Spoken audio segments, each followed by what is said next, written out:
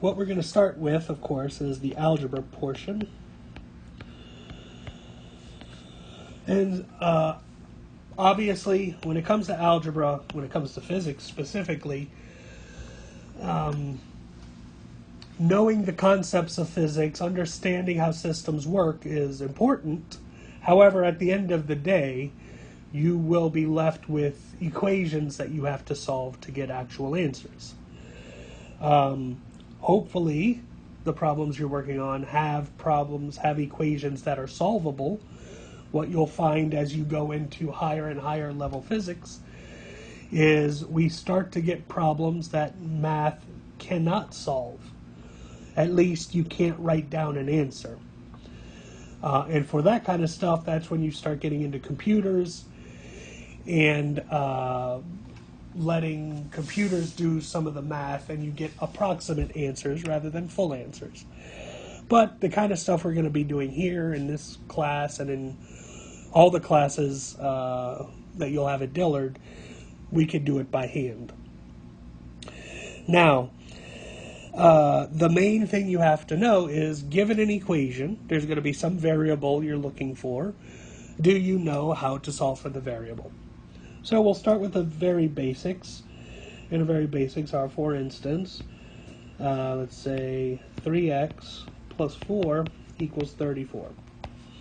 Obviously, this is basic algebra 1. We want to solve for the unknown variable. How do we do it? Well, it depends on what the equation says. There's a certain order you have to do things in order to successfully solve for the variable. Now, what you're doing, what we're about to do, is actually very complicated if you think about it formally.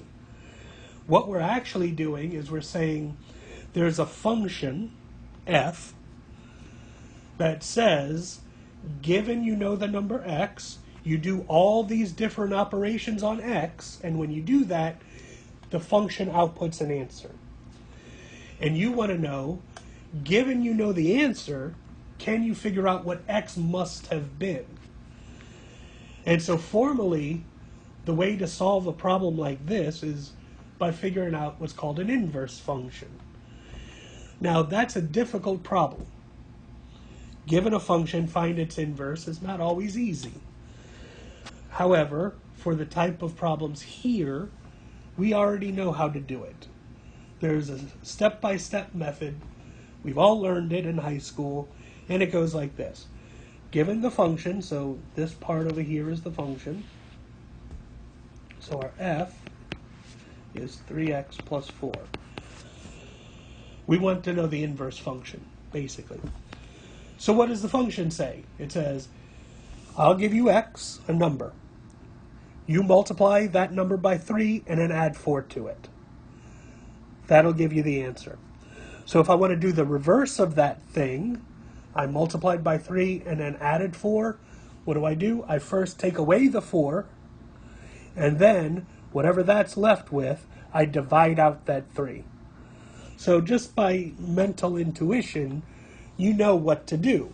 Formally, if I'm going to actually write down the steps, we have 3x plus 4 equals 34. First thing you do is get rid of all the plus or minus stuff, the things you're adding. So I'm adding 4, so I have to take away 4. And we usually write it like this. You subtract 4, cancels the 4, and whatever you do to the left side, you have to do to the right side. So I subtract 4 over here, and that leaves me with 3x on the left equals 30 on the right. Okay, fine. Now I'm left with a new thing, and it says, I give you a number, you multiply that number by 3, and it'll give me a new answer. Well, I don't want 3 times the number, I just want the number. How do I get rid of the operation of multiplying by 3? I divide by 3. So if you divide this side by 3, it cancels out the operation. But because I did it on the left, I do it on the right, so I divide this by 3, and I'm left with x equals 10. And that's my answer. Now, I did this in the most complicated way I can think of doing it, but that's showing you what you're actually doing. Now, when I do this in real life, when I actually have an equation, I don't at all think that way. This is what I think. 3x plus 4 equals 34. What I think is, I want to get x by itself.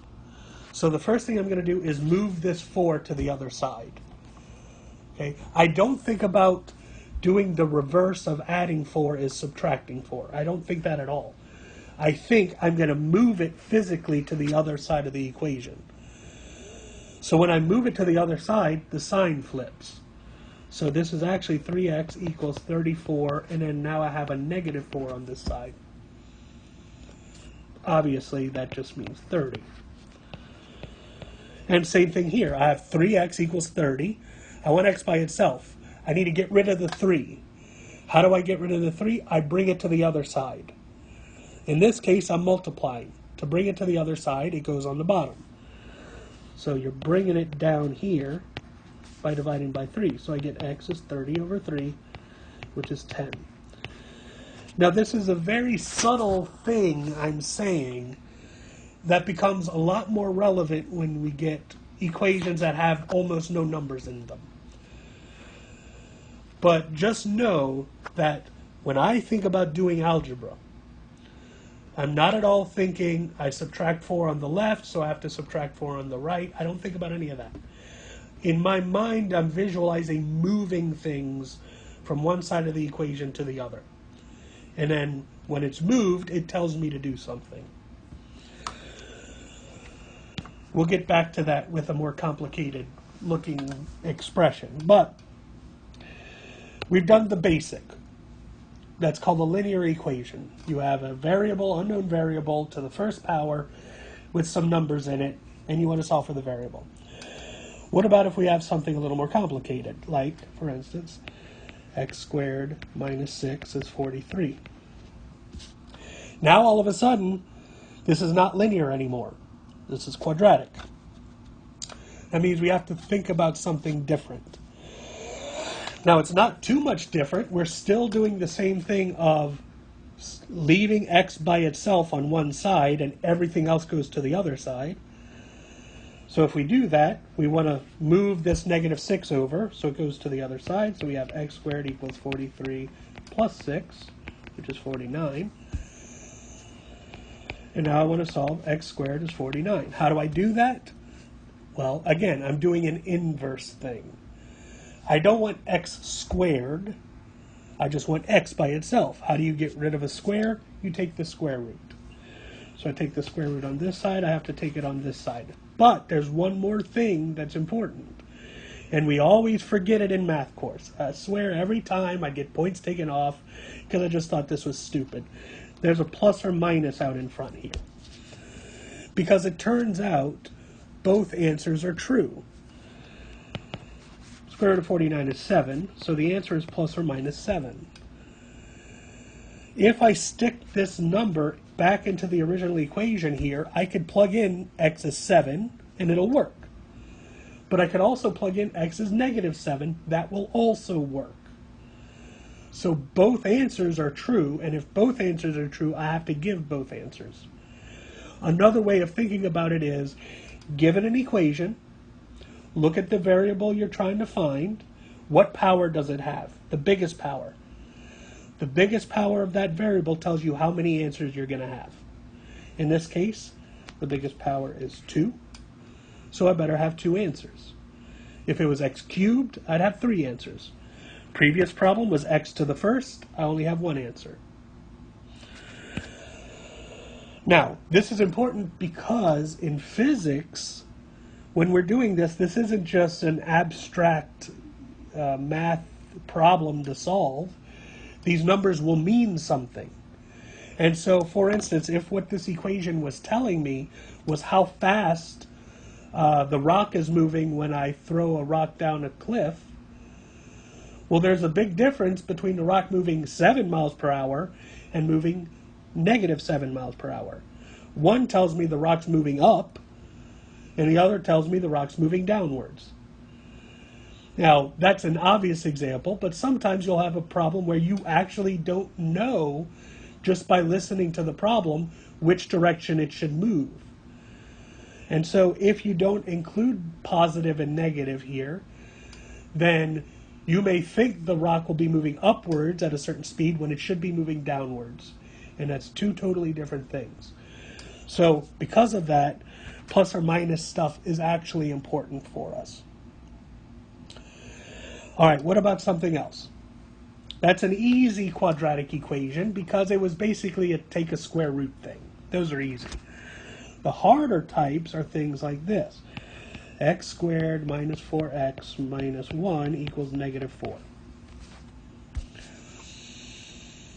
Let's say, for whatever reason, I'm doing my physics, and I get an equation that looks like this. Maybe x stands for final velocity. I don't know.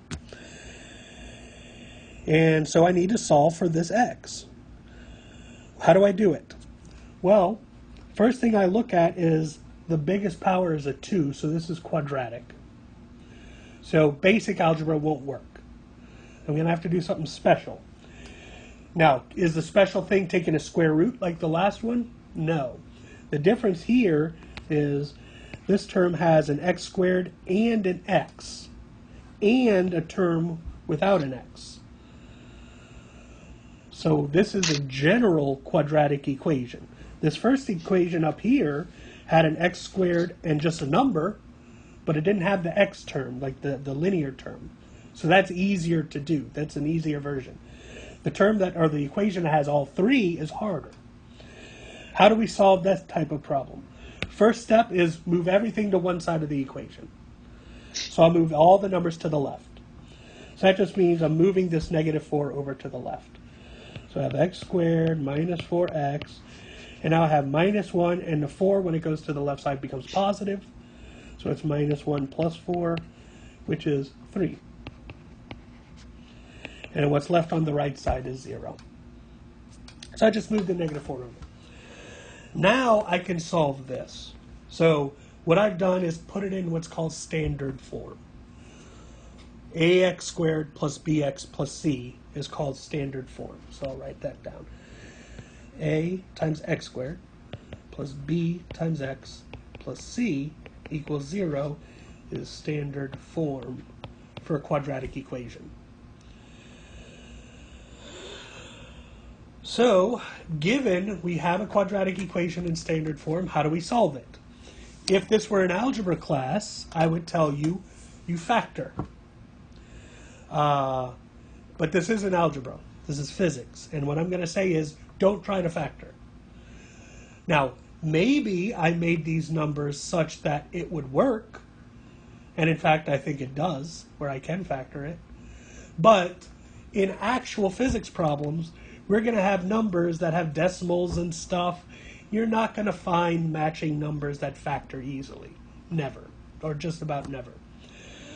So, we're just going to jump straight to the main way of solving it that always works.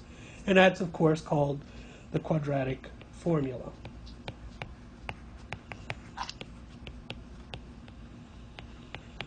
This is the big guy. This always works, but it's harder than factoring if you can factor, because it just takes more math to do. So there's a trade-off. If you can factor, it's quicker, but you can almost never factor. If you can't factor, or if you can too, either way, you can always use quadratic formula. So what does a quadratic formula say? It says, if you want to solve for x, given you're in standard form, the equation is minus b plus or minus square root of b squared minus 4ac over 2a.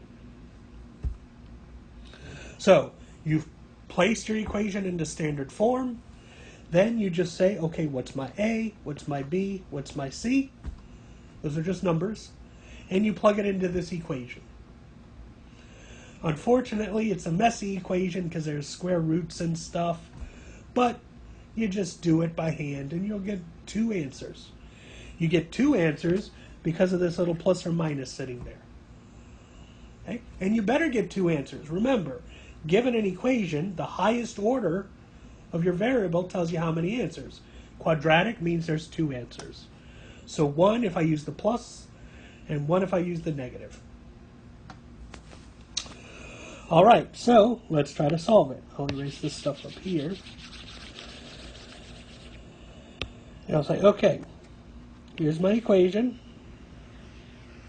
I want to solve this using quadratic formula. So what's my a? A is the coefficient in front of the x squared term. In this case, it's 1. What's my b? The term in front of the x is -4, so b is -4. You have to include the negatives and positives. Don't forget those. What's my c? C is +3. All right, so now forget about the equation. Now I'm doing quadratic formula. All I do is plug this stuff in. So minus b is minus -4 plus or minus square root of b squared. That's -4 squared minus 4 times a, which is 1, times c, which is 3, all divided by 2 times a, which is 2 times 1. All right, good. Now, all I have to do is simplify this down as much as possible. I can put it in a calculator, whatever I want to do.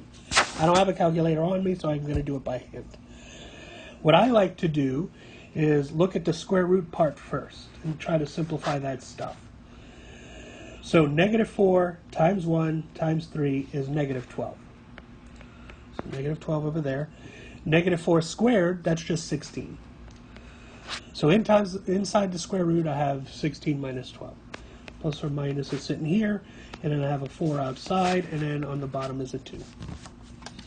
Okay, -4 is +4, plus or minus square root.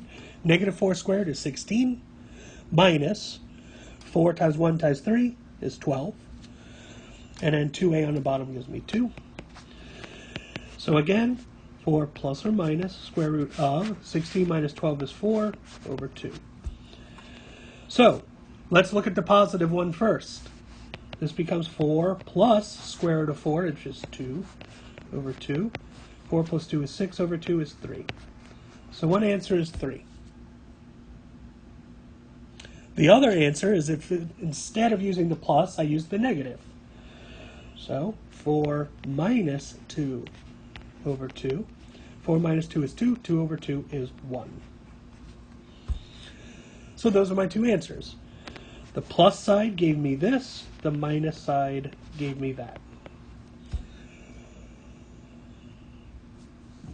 All right. And then if we wanted to check, we could plug x is equal to 1 into the main equation, see if we get the right answer, then plug x equals 3. But I'm confident this is fine. So that's how you use the quadratic formula. You always use it this way, and anytime you have a quadratic equation, always use a quadratic formula. Don't even try to factor, because it's not going to work in our real problems. Just go straight to quadratic formula. If you have the kind of calculator that can solve quadratic formula automatically for you, feel free to use it. I don't care. You should be able to do this by hand.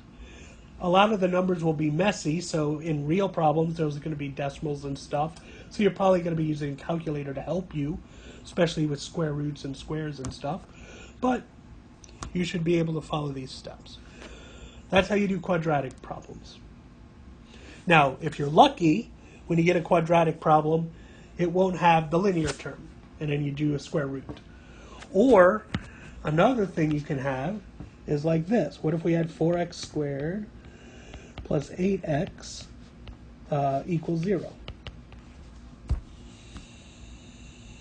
So this looks quadratic, except it doesn't have the c term. It doesn't have the term that's just a number. So again, this is going to be easier than quadratic equation. Quadratic equation will always be the hardest of them all. If you're missing one of the terms, it becomes easier. So what do we do with this? This we do factor. So to factor it, we take everything that's like, everything that's the same for every term, and we pull it out in front. So if we look at these two terms, 4x squared and 8x, well, the first thing that's the same is there's an x here and there's an x here. So they're in common. Okay, what else?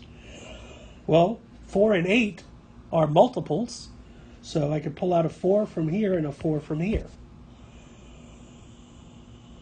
So when I do this, I'm going to get 4x out in front, and then what's left over? Well, in the first term, I already used the 4. I used one of the x's. There's still an x sitting there, so there's an x. What about the second term? I used the x. The x is gone. I used 4 out of the 8, so there's 2 left. Because remember, 4, you're multiplying this thing times this thing. 4 times 2 gives you 8. So there's a 2 sitting there. And all of this is equal to 0. So now the question is, how do you solve this problem? Is this any easier to solve than the other thing, than what we had before? And the answer is yes. Here's how you need to think about it. You probably already know what to do, but I'm going to try to give you a conceptual view. Forget about this for now and think of this problem. I have two numbers, A and B. I multiply those two numbers together, it gives me 0. What does this tell you about A and B? Anybody know? One of the numbers has to be 0. That's right. Or both. Yeah. Either A or B or both must be 0. That's the only way this can be true. You can't be 2 times 3 gives you 0. So this says either A equals 0, B equals 0, or A is the same as B, which is 0. Now we look at what we have here. We have some number times some other number gives me 0. So we have basically the same problem. So what this blue thing says is that either 4x equals 0, in which case x is 0, by solving that, or x plus 2 is 0, in which case x is negative 2. And now I have my two answers. Either x is 0 or x is negative 2. So that's how you solve this type of problem. When you have, 2x times x plus 3 equals 0, that's two different numbers you're multiplying together. The 2x and the x plus 3 are two numbers. So either the 2x part is 0 or the x plus 3 part is 0. Solve them separately, and then the two answers you get are your two answers. So that's how you handle this type of problem. All right. Now, that's basic algebra. So any equation we're going to have is going to be using this kind of stuff. Now, one thing I definitely want to show you is how does this translate to an actual physics equation? Well, here's an equation that we're going to learn when we get to kinematics, but spoiler alert, here's one of them. The equation says x equals v naught t plus 1/2 a t squared. So x, that's distance, how far something goes. V naught, v with a little 0 on the bottom, that tells you the initial speed or the initial velocity of the object. T is how long is the object moving. And a is the acceleration. Is it accelerating or not? Is it getting faster? Is it getting slower? Okay, and so in a problem, we would have some of these numbers.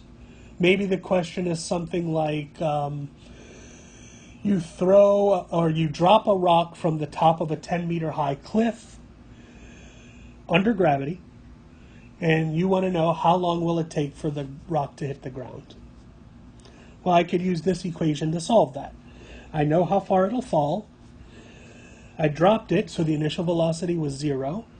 The acceleration is gravity's acceleration, which I know the number, negative 9.8. And so I'm going to solve for the t. So that's how we would use this type of equation. We know some numbers, another number we don't know, that's the number I want to find. Now, what I want to show is the algebraic mechanism to solving this. So let's say I want to solve this thing for v naught. I want v naught equals something. And that's one thing you're going to have to get used to in physics, is a lot of times you're going to be given an equation like this where it says x equals blah, blah, blah, blah, blah. don't think that if you need to solve for distance, this is the equation you're going to use. This equation, we have to put something equals something, but it actually stands for a whole bunch of equations, one for each variable. So I wrote it x equals, but I could have rewritten it, which is what I'm about to do, where it's v naught equals some stuff. And so now all of a sudden it's an equation for v naught. Well, instead of writing every single option, we just write one and know we could get the others using algebra. So, if I want to solve for v naught, what do? Well, I need to get v naught by itself. So, first thing I need to do is, if I want v naught by itself, here's a term I don't want sitting there. So what do? I move it to the other side. And this is where what I was talking about with the original algebra problem, not thinking about subtracting 6 from this side, subtract 6 from this side, but literally moving terms around, is because that's what I'm doing here. I'm going to move this term over to the left. So now, on the left side, I have x. This term has moved over, so it changed sign, minus 1/2 at squared. And then on the right, I still have v naught times t. Again, I still want v naught by itself, so I need to get rid of the t. So I bring the t over. How do I bring the t over? It goes to the bottom, because it's on the top right now. So I have x minus 1/2 at squared, all divided by t, is v naught. And now I have some new equation, supposedly, which is the initial velocity of an object is blah, blah, blah, blah, blah. Now, it's not a new equation. I would never memorize this equation in my whole life. This one I memorize, and then anytime I need to use it to solve for another variable, I just do the algebra. I plug numbers in, move things around. But I hope this shows you what I mean by when you're doing the algebra stuff, in your mind you want to more visualize you're moving terms from one side of the equation to another, rather than, let's see, x plus 6 equals 11. I got to subtract 6 from the left, so I subtract 6. Don't think that way. That's child's play algebra stuff. Now what you're doing is you're literally moving terms around. And even though 1/2 at squared has 3 terms on it, I just think of it as one thing. It's one object. I move the whole object. I don't move the t squared, then the a, then the 1/2. It's one thing. It's a number. So I move the number over. So, the last thing I'm going to go over today, which still deals with algebra, is what happens when you're doing a physics problem, but it requires 2 different equations to solve the problem. So, basically that's systems of equations. 2 equations, 2 unknowns. 3 equations, 3 unknowns. How do we solve this type of thing? So, for example, you have minus 5x plus y is negative 2, and minus 3x plus 6y is negative 12. Okay, so whatever the physics problem was, I found out these 2 equations I need to use. I'm trying to solve for x. Maybe x is the time of flight. How long is the rock in the air? And then y is how far did it go? Something like that. And I want to know both answers. But I can't solve the first equation for the time, because in order to get x, I need to find y first. But then the same thing is true about the second equation. I can't get y without first knowing x. So you can't break these apart. They're interlinked. So how do we solve a problem where you have 2 variables you're trying to solve for, and the 2 equations that contain those variables have both variables in them? There's not one equation just for x, and then you could use it.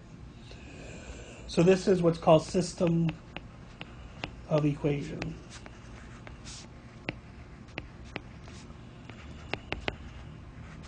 sometimes people say simultaneous equations is another way of thinking about it. So there's many different ways of doing this. And in fact, there's a whole branch of mathematics which is made just for this. And it's called linear algebra. I think at Dillard they call it matrix mechanics. And it uses what's called matrices. It's a more fancy version of algebra. I won't worry about that now. What I'll do is the regular algebra way, and specifically, I do what's called substitution method.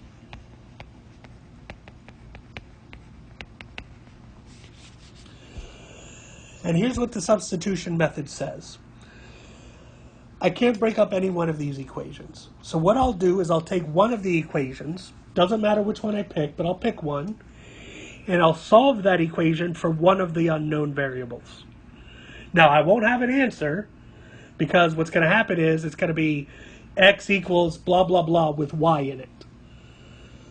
But at least I got that much information. Once I have that, then I'm going to substitute that x that I just solved for into the other equation. And that's going to help me, and you'll see why. So, for this example, I'll choose the first equation, and I'll solve it for y. Because it's easier. Y is sitting there by itself. The x has the -5 on it, so I'd have to do more work. So solve it for y. So here it is. -5x plus y is -2. I want to solve for y, so I'm going to bring the -5x over. So this becomes y equals 5x minus 2 is still sitting there. All right. Well, if you told me what x was, I could tell you what y is. But we don't know x yet. So the next step is take this y and plug it or substitute it into the other equation which you did not use.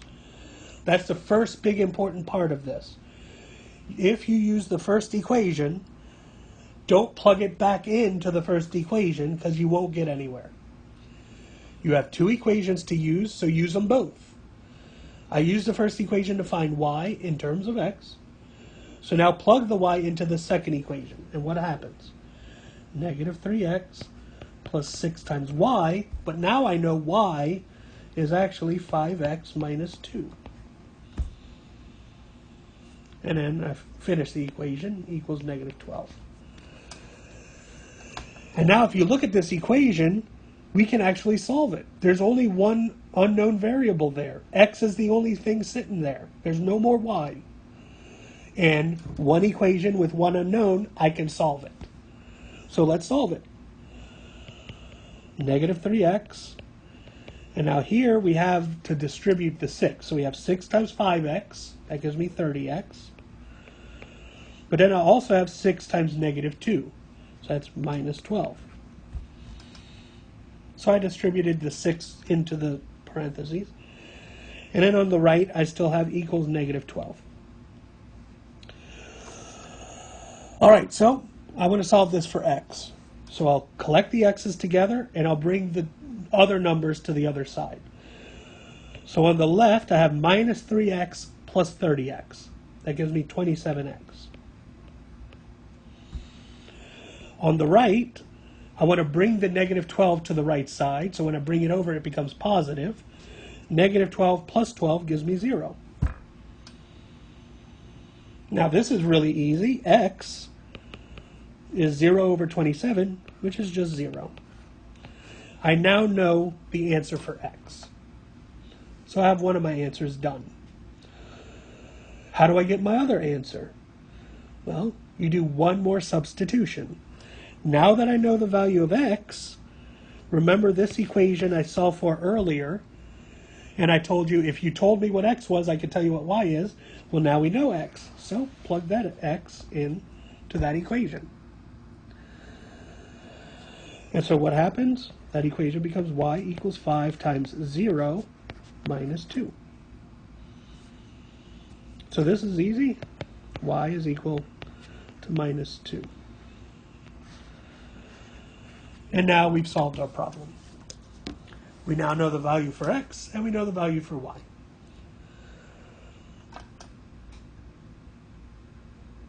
This is how I do this style of problem. If there's 3 equations with 3 unknowns, I do the same thing. Choose one of the equations and solve for one of the unknowns. Then plug that result into the second equation. Now you'll have an equation with just 2 unknowns in it. So solve that new equation for one of the unknowns. Take that result, plug it into the last equation. At this point, you'll finally be able to get the answer. At least one of the 3 answers. Once you have the answer, plug it back into the second. That gives you the other answer. And then take that and the last one to put it into the first equation to give you the last answer. More time consuming, more tedious, but the same steps. So you don't have to worry about thinking of a new way of doing things. This is how I do it. Now I'm sure, especially if you remember it clearly, you've seen math professors do it differently. Maybe they'll say, okay, if I multiply this equation by -6, then this will become 30x minus 6y equals 12. And then I could subtract this equation minus this equation, and the y terms will cancel. And so I'll get 30x minus 3x equals 0, which tells me x is 0. So that works, obviously. It's giving me the same answer. But that's way too much thinking for me. Because you got to figure out, you got to look at the equations and say, okay, if I want to get rid of the y, what do I have to multiply everything by, and then do it, and then subtract or add. I don't want to think about any of that stuff. That's me personally. If you know how to do it this way and you like it that way, fine. Because it's true, it's real. For me, if you ever see me doing systems of equations, I'm just doing substitution method every time. Because it's the least amount of thinking I actually have to do. It's more like I put myself on autopilot and I just crank out the answers. I just let the math tell me what to do. I don't think about anything. But this is important because there will be some problems we're going to have, especially in kinematics, and also when we get to collisions, where you're going to have 2 equations with 2 unknowns. So just know, if you get to that type of thing, you're going to be solving that style of problem like this. So it's not too bad. It's time consuming, or it's tedious to do, but the steps are really easy. So as long as you're careful about keeping track of your negative signs and distributing correctly, things go fairly smoothly. But anyway, that's all I want to do for today. That's the algebra stuff we need to know. Next time, I'll talk about trigonometry, where we'll get into things like right triangles, sine, cosine, tangent, because other than this basic algebra for actually solving equations, trigonometry is going to be the most important thing you're going to have to use in physics. Because trigonometry lets you do what's called vectors, and almost every problem in physics is a vector problem. So if you don't know how to do vectors, you're going to have a very, very difficult time doing anything in physics. And in order to do vectors, it's just trigonometry. Basic trigonometry, not all the fancy half-angle formula stuff. So the basics, but it's still critical that we know how to do it, and we know how to do it very, very well and comfortably. So our next class, that's what I'm going to concentrate on.